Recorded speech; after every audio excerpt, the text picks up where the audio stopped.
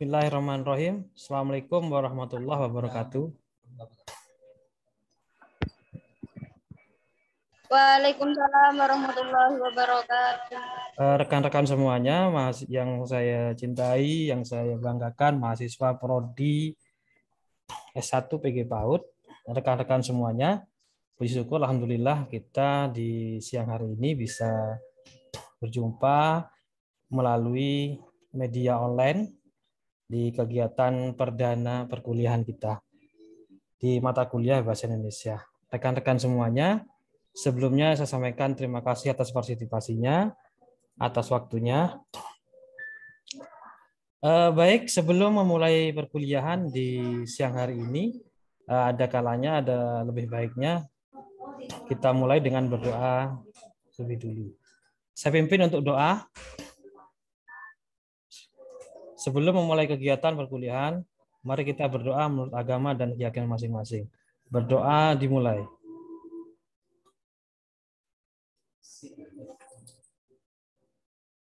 Berdoa selesai. Baik, rekan-rekan semuanya, pada pertemuan perdana atau pertama ini, perkenalkan nama saya Nur Hafid Kurniawan. Saya dosen pengampu mata kuliah Bahasa Indonesia di Prodi PG PAUD di Universitas PGRI Argopuro Jember. Yang mana ada beberapa hal yang ingin saya sampaikan dalam kegiatan kali ini. Yang pertama, tadi sudah saya sampaikan bahwa nama saya Nur Hafid Kurniawan, saya dosen Prodi PG PAUD. Selanjutnya akan saya sampaikan bahwa kegiatan yang kedua yaitu kontrak kuliah. Rekan-rekan semuanya, kontrak kuliah kali ini akan saya awali dari mata kuliah yang saya ampu yaitu Bahasa Indonesia. Mungkin sudah saya share di grup PA kita bahwasanya kita kegiatannya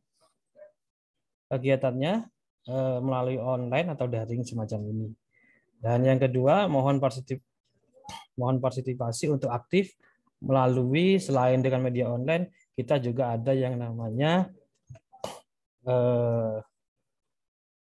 kegiatan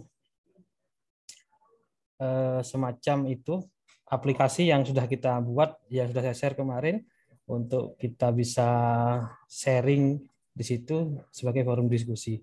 Rekan-rekan semuanya, mungkin saya itu kontrak kuliah yang saya sampaikan tadi, selain di awal saya sebutkan, dan untuk absensi sudah untuk absensi mungkin sudah saya share dan nanti bisa diisi di WAG. Oke, baik, selanjutnya saya mulai karena ini waktunya ada terlalu banyak ya untuk kegiatan kali ini. Saya akan share PPT.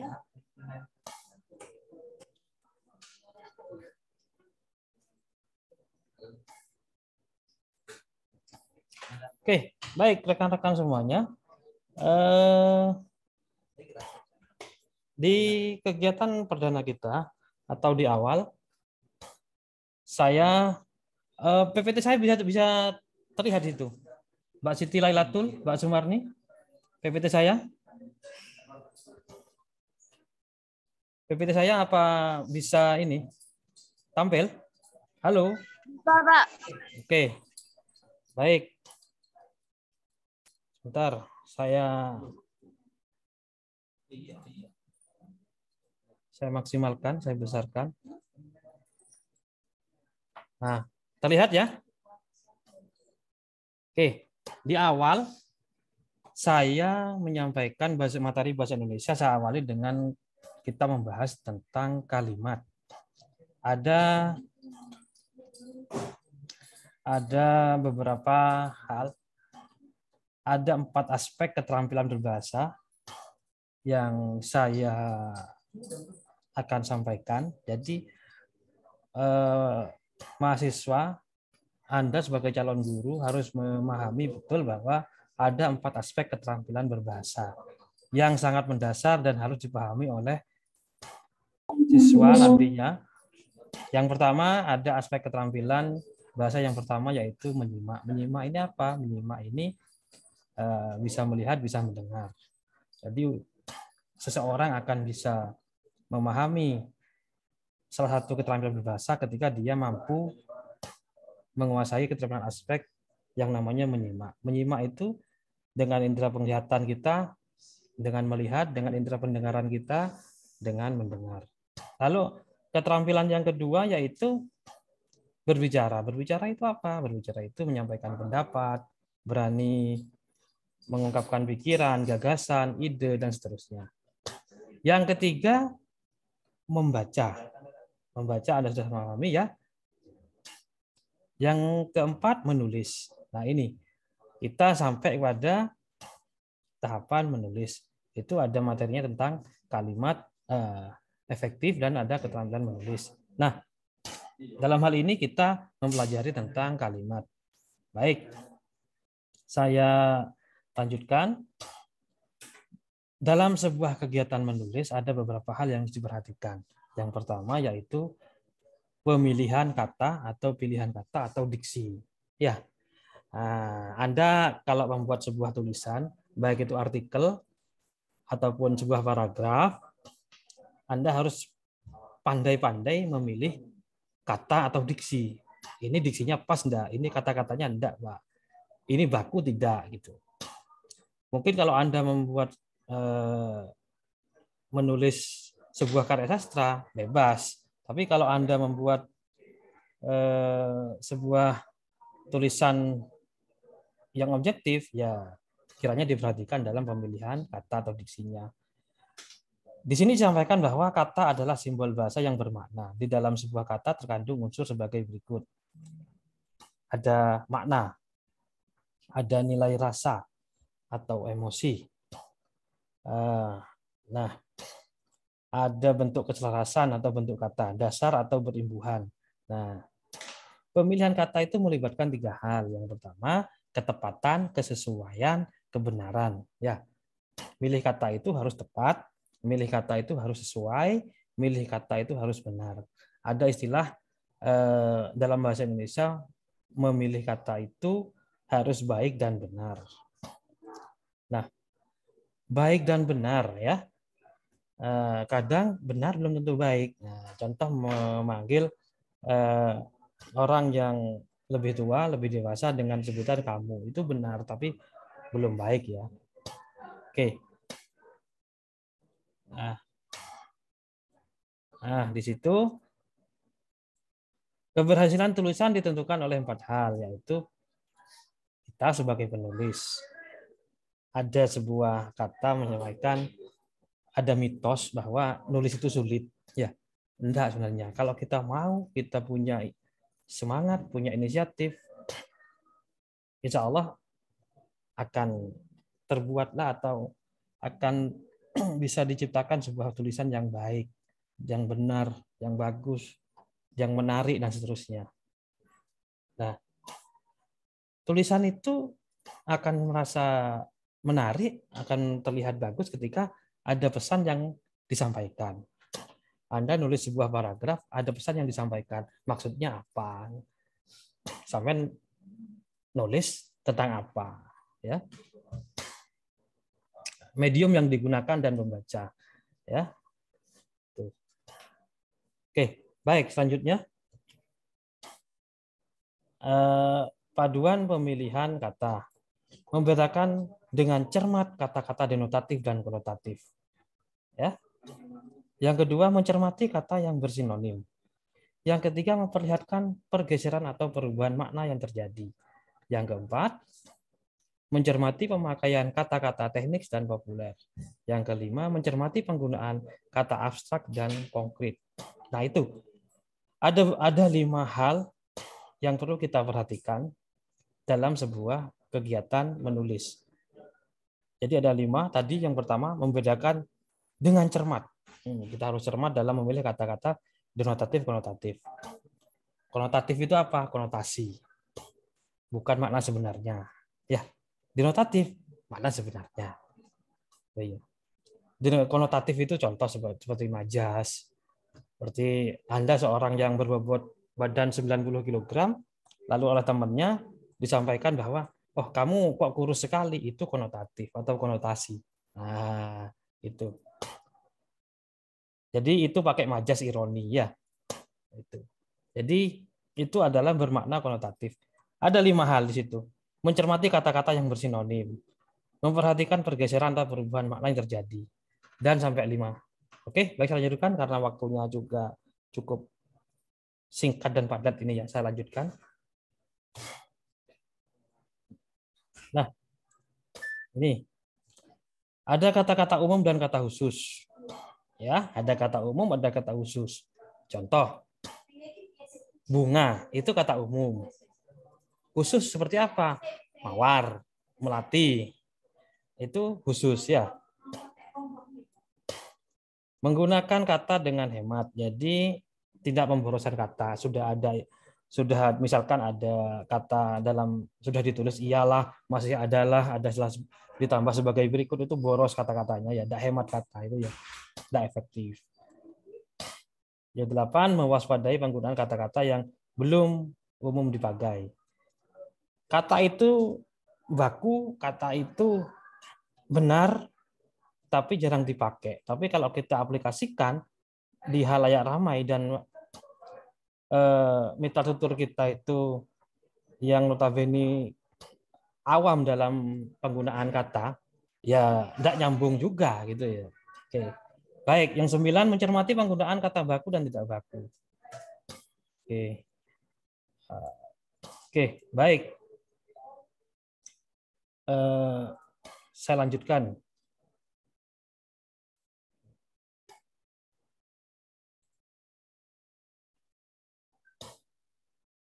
Sebentar ya.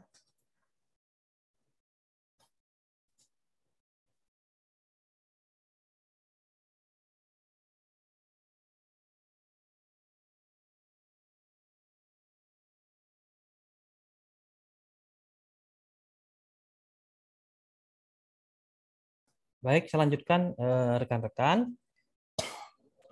Ada pengembangan kalimat. Oke, sebelum saya lanjutkan, mungkin ada ditanyakan tadi tentang pemilihan diksi, tentang kata menulis ini. Silahkan rekan-rekan semuanya. Mbak Rofik, monggo. Halo, Mbak Rofik. Iya, Pak. Mungkin ada yang ingin tanyakan terkait dengan kegiatan kita tentang tadi keterampilan menulis ya. Tadi Hasil yang cocok. ya, halo. Halo, jaringannya, Pak. Ya, mungkin ada yang ditanyakan atau ingin disampaikan terkait dengan keterampilan menulis tadi. Kita yang bahas tentang kalimat efektif atau pembuatan kalimat. Contohnya, Pak, kalimat efektif. Seperti apa gitu ya. Oke. Ya, oke. Baik, rekan-rekan semuanya. Tadi disampaikan bahwa dalam membentuk sebuah kalimat itu kita harus memperhatikan salah satunya adalah pemilihan diksi. Pemilihan diksi ini memilih kata. Oke, baik, sebentar ya.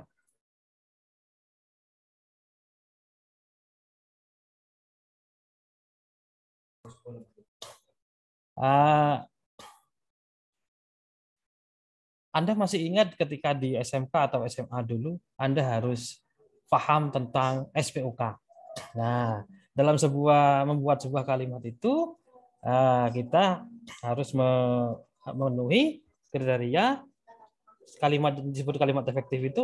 SPOK itu ada subjek, ada keterangan, objek, subjek, predikat, objek, dan keterangan. Gitu ya. Itu merupakan satu kalimat yang utuh. Nah, ada kalimat efektif dan kalimat tidak efektif. Nah, tadi sudah saya sampaikan, membuat sebuah kalimat itu minimal ada terbentuk, ada subjek, ada predikat, objek, keterangan. Itu ya. Lalu ada macam atau jenis kalimat. Ada dua, kalimat efektif dan kalimat tidak efektif. Nah, kalimat efektif itu yang mana, Pak? Gitu ya. Nah, ini kalimat efektif adalah kalimat yang dapat mewakili gagasan, pikiran, dan perasaan penulis sehingga dapat dipahami dengan tepat oleh pembaca. Artinya dalam pemilihan diksinya tepat, ya. Ada gagasan yang disampaikan, ada pikiran yang disampaikan. Nah, membangun sebuah kalimat efektif itu seperti apa? Yang pertama ada kepaduan, ada kevariasian. Nah, tuh. Lalu selanjutnya, oke, sebentar ya. Oh, itu ya. Nah, tuh. Jadi rekan-rekan semuanya, kalau kita kembalikan ke ini. Jadi kalimat yang tidak efektif itu seperti apa, Pak? Jadi sebaliknya seperti tadi itu. Nah, kalimat yang tidak punya gagasan, sekedar nulis saja, ya, sekedar nulis saja sudah, tidak ada tujuannya. Meskipun itu sebuah paragraf, tadi tidak ada temanya, tidak ada gagasan pokoknya, ya itu juga disebut bukan kalimat efektif. Tuh. Apakah itu bisa disebut dengan opini, Pak? Ya tidak juga. Opini itu kan pendapat, ya. Opini itu kan pendapat dari seseorang atau orang lain. Jadi mungkin itu Mbak Rofiq. Lalu Mbak Rofiq. Iya, Pak. Terkait dengan kalimat efektif. Bisa dipahami ya tentang kalimat efektif ya?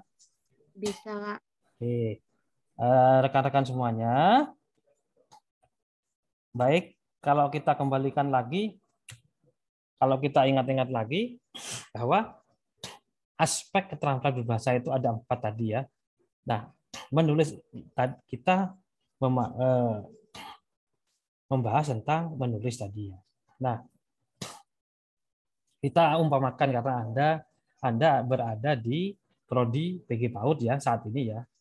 Jadi upayakan siswa itu ya, siswa atau murid peserta didik kita itu mampu menguasai 4 hal tersebut. Yang pertama, mampu menyimak. Jadi anak itu upayakan mampu menyimak. Yo, menyimak itu ya apa, Rek? Menyimak itu ya mereka mampu mengamati. Terkecuali mereka yang berkebutuhan khusus, beda lagi ya. Tempat mereka bukan di sini tapi di sekolah luar biasa. Seperti itu.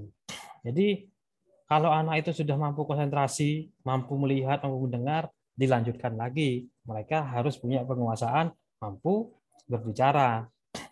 Mampu berbicara itu apa? Meskipun di usia dini mereka mampu berbicara, bukan hanya sekedar.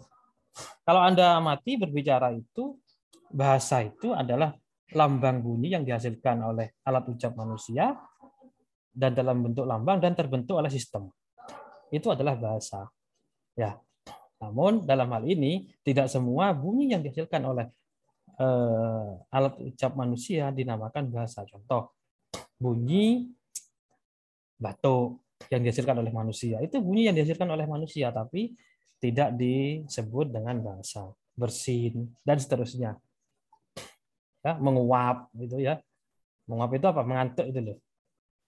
Nah, itu merupakan bunyi yang dihasilkan manusia, tapi bukan salah satu bentuk bahasa. Nah, saya kembali lagi ke aspek keterampilan berbahasa. Tadi ada mereka mampu menyimak, mampu berbicara. Ya, berbicara itu bisa berani menyampaikan gagasannya. Anak TK, anak PAUD sudah berani menyampaikan pendapatnya. Bu, saya ingin pembelajarannya itu di luar sekolah. Ingin main dong, Bu, gitu. Kalau sudah anak mampu seperti itu, ini berarti mereka sudah mampu berbicara. Membaca, memang betul di anak usia dini tidak diwajibkan untuk membaca, tapi tidak diharamkan juga, ya. Nah, kita sebagai guru harus mampu untuk mengarahkannya. Tapi kalau mereka harus sudah paham betul membaca apa, membaca huruf ya.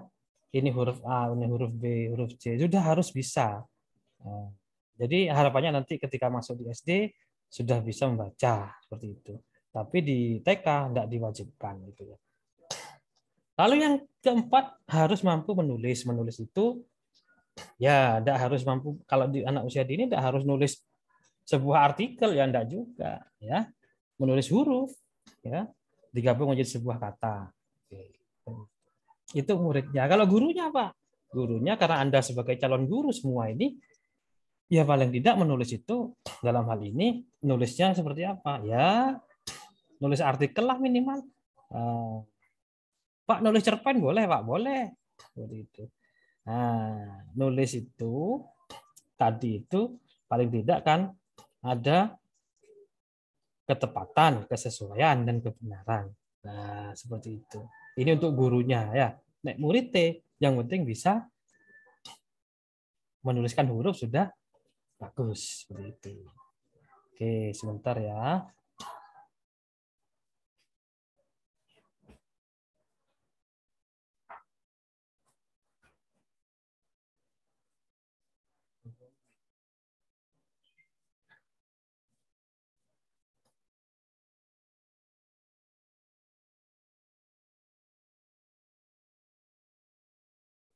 Oke, baik rekan-rekan semuanya, saya lanjutkan ya.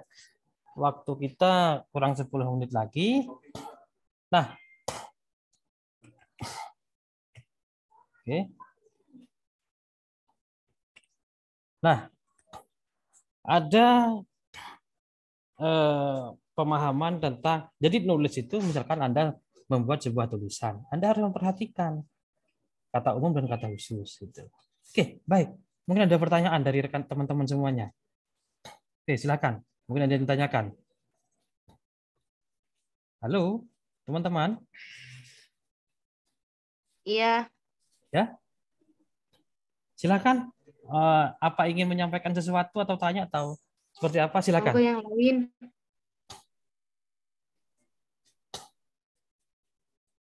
Silakan. Terkait dengan mata kuliah kita tentang keterampilan menulis. Jadi bahasan kita hari ini tentang keterampilan menulis ya. Mata kuliah kita tentang bahasa Indonesia. Bahasan kita sekarang tentang menulis. Tadi ditanyakan oleh Mbak Rofi, kalimat efektif itu seperti apa Pak? Itu ya. Silakan, mungkin ada yang tanyakan lagi. Atau Mbak Rofi lagi bertanya, tidak apa-apa Mbak Rofi.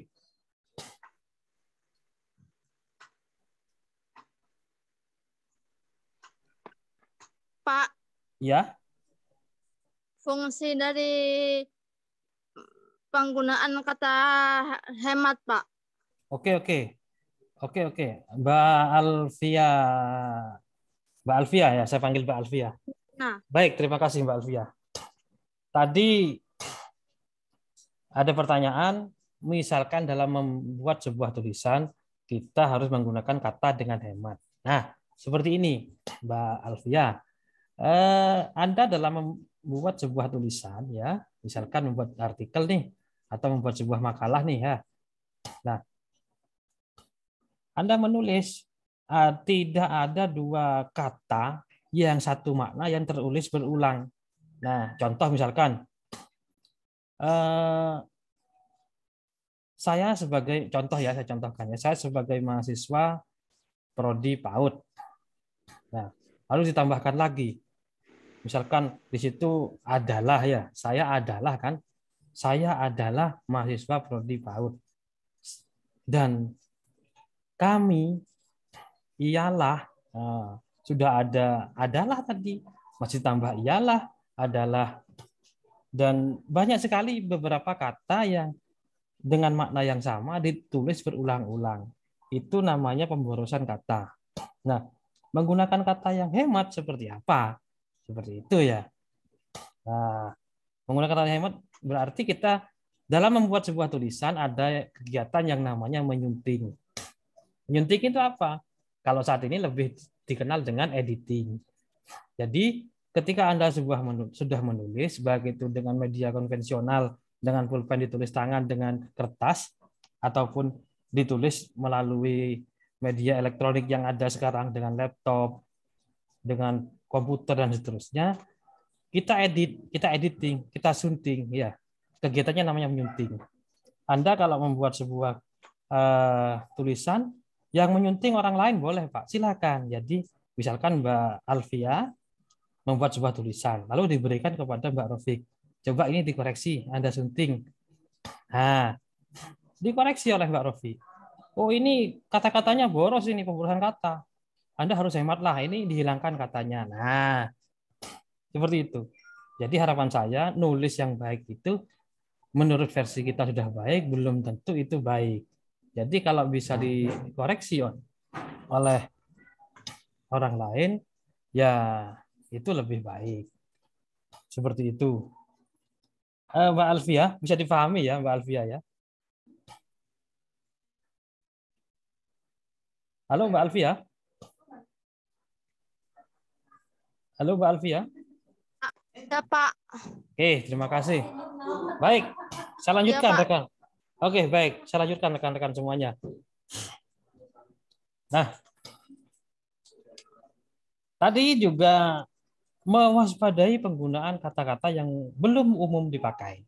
Nah, contoh, banyak sekali kata-kata yang sekarang apa ya, agar kita terlihat keren gitu ya, pakai kata-kata yang jarang dipakai. Biasanya diserap dari bahasa Inggris. Nah, ada banyak sekali contohnya. Misalkan basically, misalkan notabene, misalkan kata yang lain. Jadi pemilihan suku kata itu juga perlu diperhatikan. Jadi tidak usah pakai kata-kata yang. Jadi kita lihat dulu. Misalkan kita sedang orasi ilmiah, ya kata, ya pakai bahasa yang bisa mudah dimengerti lawan bicara kita. Oke, baik. Mencermati penggunaan baku dan tidak baku. Ya, pengguna. Jadi dalam membuat sebuah tulisan kita harus memperhatikan kata ini sudah baku apa enggak. Nah, jadi kalau kita amati ya, sebuah tulisan itu bagi kita sebagai calon guru ya, yang paling mendasar itu, contoh misalkan kan sebuah huruf ya, tadi huruf digabung menjadi sebuah kata, kata digabung menjadi kalimat, kalimat digabung menjadi paragraf ya. Nah, itu yang paling mendasar bagi kita. Namun di dalam itu kita harus mampu mencermati kata dalam pemilihan diksi, harus mampu mencermati dalam pemilihan, kita harus hemat kata, kita harus mampu mencermati penggunaan kata baku dan tidak baku, kita harus mampu menggunakan majas secara cermat.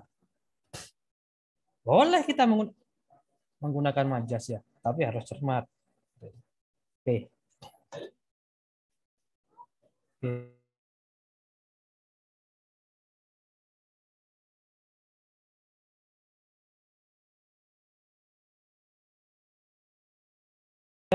Langsung stop ya, Mas. Bentar ya. Oke. Baik rekan-rekan semuanya, waktunya cukup ya, karena kita juga berbatas waktu. Mungkin ini dari saya untuk siang hari ini. Mohon maaf apabila ada tutur kata saya yang kurang menyenangkan di hati, baik secara sikap atau perbuatan yang kurang menyenangkan, saya mohon maaf. Semoga kegiatan kita ini membawa manfaat bagi kita semua. Terima kasih atas partisipasinya. Ketika ada pertanyaan lain, bisa chat di grup kita. Oke, baik rekan-rekan semuanya. Mungkin itu dari saya. Cukup sekian. Wabillahi taufiq wal hidayah. Wassalamualaikum warahmatullahi wabarakatuh. Waalaikumsalam warahmatullahi wabarakatuh.